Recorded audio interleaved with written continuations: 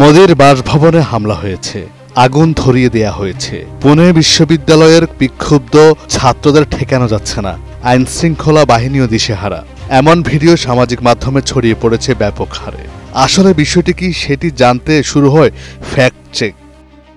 ৫ August Sheikh Hasina সরকারের পতনের পর থেকেই বাংলাদেশকে ঘিরে ভারতের নানা ধরনের প্রোপাগান্ডা শুরু করে। এর মধ্যে ভারতীয় টেলিভিশন চ্যানেল রিপাবলিক বাংলা অগ্রণী ভূমিকা পালন করে। চ্যানেলটি ধারাবাহিকভাবে সামাজিক যোগাযোগ মাধ্যমে গুজব ছড়িয়ে সাম্প্রদায়িক অশান্তি উস্কে দেওয়ার চেষ্টা করে। শুধু তাই নয়, Hindustan Times, Zee News, Live Mint, India Today, Aaj Tak, ABP Ananda সহ একাধিক গণমাধ্যম বাংলাদেশ বিরোধী নেতিবাচক খবর প্রচার করে আসছে। গত 10 মাসের রিপোর্ট বিশ্লেষণ করলে দেখা যায় এসব চ্যানেল মূলত হিন্দু মুসলিম সম্পর্ককে কেন্দ্র করে বিভ্রান্তিকর তথ্য ছড়িয়েছে। সামাজিক যোগাযোগ মাধ্যমেও এগুলো দ্রুত ছড়িয়ে পড়ে।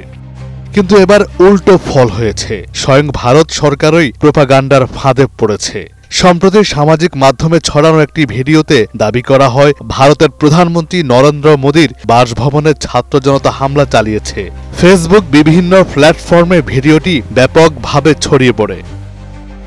রিউমার স্ক্যানার টিমের অনুসন্ধানে জানা যায় এই দাবি সম্পূর্ণ ভুয়া। ভারতের কোনো মূলধারার সংবাদ মাধ্যমে এমন হামলার খবর প্রকাশিত হয়নি। আসলে ভিডিওটি পুনে বিশ্ববিদ্যালয়ের শিক্ষার্থীদের আন্দোলনের ফলাফলে অনিয়ম ও গ্রেস মার্ক বিতর্ককে ঘিরে 14 জুলাই শিক্ষার্থীরা গেট বেয়ে উঠে বিক্ষোভ করে।